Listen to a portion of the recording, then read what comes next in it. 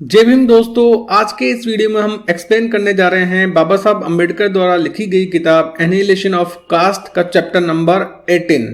दोस्तों, ये जो चैप्टर नंबर 18 है, इसमें बेसिकली बाबा साहब अम्बेडकर ने ये बताया है कि जो चतुर्वर्ण सिस्टम है वो पहले भी सक्सेसफुल नहीं था और आज की जो ये मॉडर्न टाइम्स है 21वीं सदी, इसके अंदर तो बिल्कुल भी पॉसिबल है ही नहीं। और बेसिकली इसमें क्षत्रिय और ब्राह्मणों की जो आपस में लड़ाई थी उसको एक्सप्लेन किया है। तो चलिए इसको शुरू करते हैं। बाबा साहब कहते हैं chaturvarna is not new, it is as old as the Vedas, that is one of the reasons why we are asked the Arya Samajist to consider its claims. मतलब बाबा साहब एक्चुअली इससे पहले चैप्टर्स में आर्य समाज को डिस्कस करते हुए आ रहे थे। आर्य समाज कहता है कि जो वर्णाश्रम धर्म है वो आज के समय में लागू होना चाहिए, लेकिन बाबा साहब कहते हैं कि जो चतुर्वर्ण्य सिस्टम है जब ये हजारों साल से लागू है तब भी सक्सेसफुल नहीं था। ठीक है, अगर सक्सेसफुल होता तो 4000 जो 4 वर्ण है वो 4000 जातियां कैसे बन जाती अगर सक्सेसफुल होता तो, है ना। और अब इतने पुराने सिस्टम को जो कि पहले सक्सेसफुल नहीं था आज उसको लागू करने की कोशिश की जा रही है, तो वो गलत बात है और मॉरली भी गलत है और प्रैक्टिकली भी पॉसिबल नहीं है। Judging from the past age a system of social organisation it has been tried and it has failed. ठीक है, ये ऑलरेडी फेल हो चुका है एज ए सोशल ऑर्गेनाइजेशन। आगे फिर शुरू करते हैं। बाबा साहब की एग्जांपल देते हैं कि जो ब्राह्मण और क्षत्रियों की आपस में कितनी लड़ाई हुई है, कितना दोनों एक दूसरे को पसंद नहीं करते हैं। हालांकि जो चारों वर्ण हैं ब्राह्मण क्षत्रिय वैश्य शूद्र, ये चारों वर्ण ही एक दूसरे को पसंद नहीं करते और एक दूसरे से मतलब एक बैर रखते हैं, है ना, एक थोड़ी सी एनिमिटी रखते हैं, दुश्मनी रखते हैं।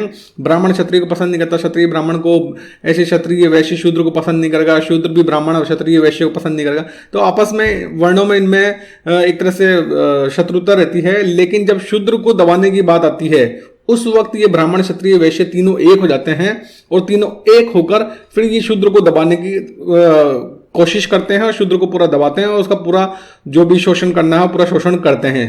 मतलब शूद्र को दबाने के लिए तीनों वर्ण ब्राह्मण क्षत्रिय वैश्य एक हो जाते हैं। लेकिन यहाँ हमारा जो पॉइंट है वो ये है कि ब्राह्मण और क्षत्रियों की भी आपस में लड़ाई रही है। इसमें बाबा साहब कहते हैं कि how many times have the Kshatriyas annihilated the Brahmins and how many times have the Brahmins annihilated the Kshatriyas.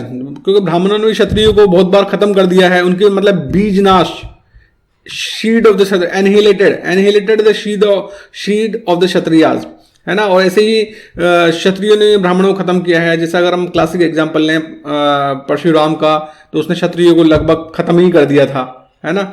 और जो महाभारत और पुराण है उसमें मतलब ऐसे इंसिडेंट्स भरे पड़े हैं जिससे पता लगता है कि ब्राह्मण और क्षत्रिय में कितनी शत्रुता थी, कितनी दुश्मनी थी।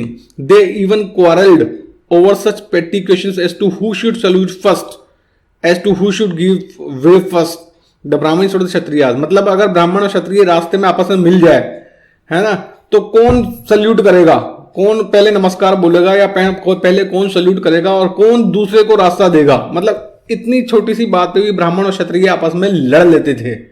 मतलब कितनी अजीब बात है, एक ही धर्म के लोग हैं और पहले सल्यूट कौन करेगा, है, पहले नमस्कार कौन करेगा या पहले रास्ता कौन देगा, इतनी बातों पर मतलब ब्राह्मण और क्षत्रिय आपस में लड़ लेते थे।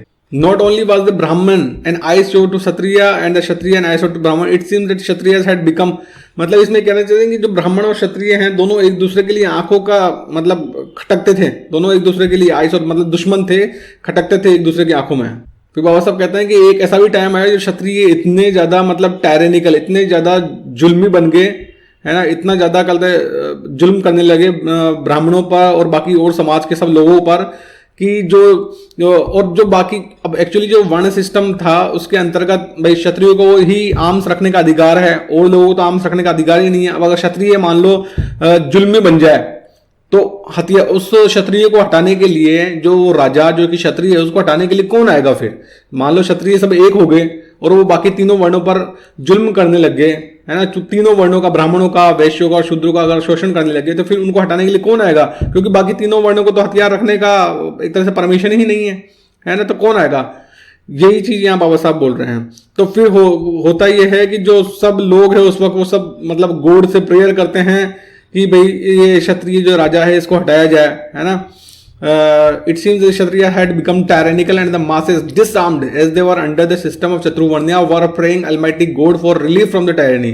और जो भगवत है, भगवत गीता है, उसमें यही बताया गया है कि जो कृष्ण है उन्होंने अवतार लिया, कृष्ण ने अवतार लिया क्षत्रियों को खत्म करने के लिए, है ना। बेसिकली जो कृष्ण का अवतार लेने का रीजन था वो यही था कि क्षत्रियों का जो दुष्टता थी वो बढ़ती जा रही थी, तो उन्होंने धरा पे अवतार लिया ताकि क्षत्रियों को खत्म कराया जा सके, ताकि जो महाभारत के युद्ध कराया एक तरह से वो क्षत्रियों को खत्म कराने के लिए कराया, क्योंकि उसमें बहुत सारे क्षत्रिय राजा शामिल हुए थे, और क्योंकि उसमें क्षत्रिय राजा शामिल हुए थे और युद्ध में बड़ा युद्ध था तो बहुत सारे राजा मारे गए थे, तो इस तरह से क्षत्रियों का एक तरह से काफी खात्मा हो गया था। ऐसा भगवत गीता में बताया जाता है कि कृष्ण का जन्म लेने का मकसद यही था, क्षत्रियों का नाश करना।